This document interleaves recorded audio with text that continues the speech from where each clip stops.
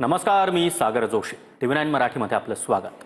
मुख्यमंत्री देवेंद्र फडणवीसांच्या हस्ते गडचिरोलीमध्ये प्रकल्पांचा भूमिपूजन आणि शुभारंभ झाला. मुख्यमंत्र्यांकडून विदर्भातील पहिल्या स्टील प्रकल्पाची पायाभरणी करण्यात आली आहे. प्रकल्पासाठी 24,000 कोटींची गुंतवणूकही करण्यात आली आहे. तर 10,000 रोजगार निर्मिती त्या माध्यमातून होणार आहे. हेडरी ते कोनसरी या पाईपलाईनचं उद्घाटन देखील मुख्यमंत्री फडणवीसांच्या हस्ते पार पडलं. हेडरी परिसरातील आयर्न ओर आणि ग्राइंडिंग युनिटचं उद्घाटन देखील मुख्यमंत्री फडणवीसांनी केलं आहे. फडणवीसांच्या हस्ते गडचिरोलीमधील विविध प्रकल्पांचं उद्घाटन पार पडलं. विदर्भातील पहिला प्रकल्प स्टील प्लांट प्रकल्पाची पायाभरणी देखील फडणवीसांच्या हस्ते करण्यात आली आहे. प्रकल्पासाठी 24,000 कोटींची गुंतवणूक करण्यात आलेली आहे आणि त्या माध्यमातून 10,000 रोजगार निर्मिती होणार आहे. हेडरी ते कोनसरी पाईपलाईनचं उद्घाटन देखील फडणवीसांच्या हस्ते पार पडलं. हेडरी परिसरातील आयर्न ओर आणि ग्राइंडिंग युनिटचं उद्घाटन देखील फडणवीसांनी केलं.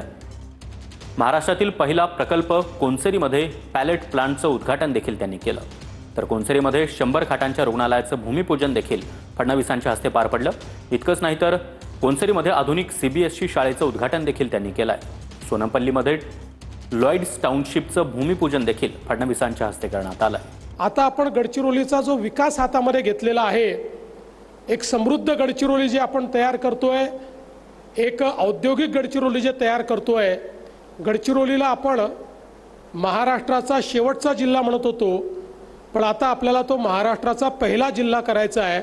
आणि हा पहिला जिल्हा करत असताना आपल्या विकासाच्या प्रक्रियेमध्ये इथली जी नैसर्गिक संपदा आहे, जल, जमीन आणि जंगल, या तिघांचंही संतुलन राखून आपल्याला गडचिरोलीचा विकास करायचा आहे.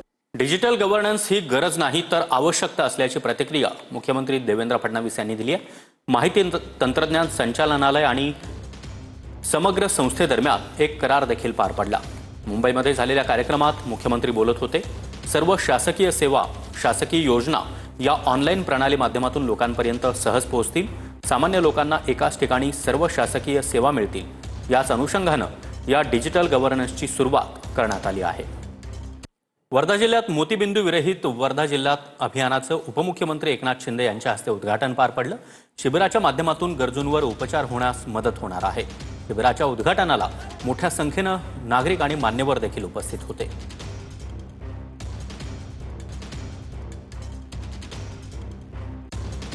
पंढरपूरमध्ये मुख्यमंत्री देवेंद्र फडणवीस यांच्या हस्ते संत नामदेव महाराजांच्या वंशजांचं पूजन करण्यात आलं.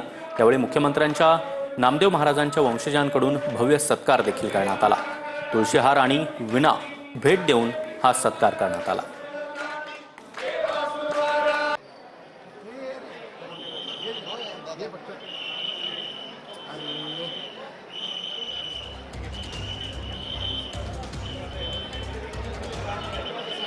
आमच्या वारकरी संप्रदायामध्ये आपला विचार हा वैश्विक विचार आहे आणि तो देशाच्या, जगाच्या कानाकोपऱ्यात पोचला पाहिजे. या दृष्टीनं जर कोणी काम केलं असेल तर ते संत नामदेव महाराजांनी या ठिकाणी केलेलं आपल्याला पाहायला मिळतं.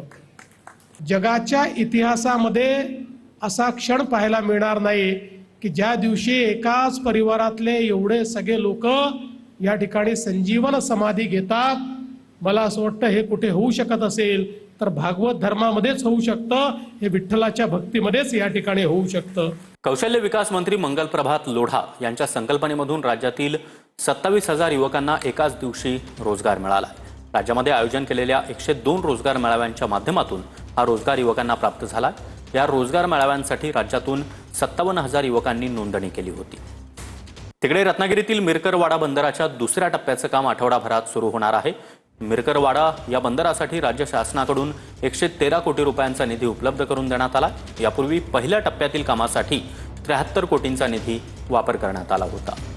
त्या माध्यमातून सुसज्ज आणि आधुनिक सुविधा असलेलं बंदर उभारलं जाणार आहे. गडचिरोलीमध्ये नक्षलपीडित 23 तरुण तरुणींना पोलीस नियुक्तीचं पत्र देण्यात आलं. मुख्यमंत्री देवेंद्र फडणवीस यांच्या उपस्थितीमध्ये ही योजना सुरू झाली आहे. आज नक्षलपीडित 23 तरुणींना पोलीस नियुक्तीचं पत्र मिळालं आहे. नक्षल्यांच्या हल्ल्यामध्ये पीडितांच्या कुटुंबातील व्यक्तींची हत्या झाली होती. गडचिरोली पोलिसांनी या पीडितांसोबत उभं राहून त्यांना मोठी मदत केली आहे. आमच्या वडील नाही का 2012 मध्ये मरून टाकले. काल नाही का मुख्यमंत्री सर नाही का यांना विस्तर पत्र दिले होते. चांगलं वाटले आम्हाला. मुख्यमंत्री साहेबांनी जे काही आमच्यासाठी केले यासाठी मी त्यांना सर्वात अगोदर धन्यवाद इच्छितो. तसेच आमची महाराष्ट्र सरकारने जी आमची मदत केली त्यासाठी आम्ही जेवढे बी आमची परिवार आहे, माझी परिवार आहे, हे सगळे धन्यवाद इच्छितो. आणि बातमीपत्रात वेळ झाली इथेच थांबण्याची. पाहत रहा TV9 मराठी.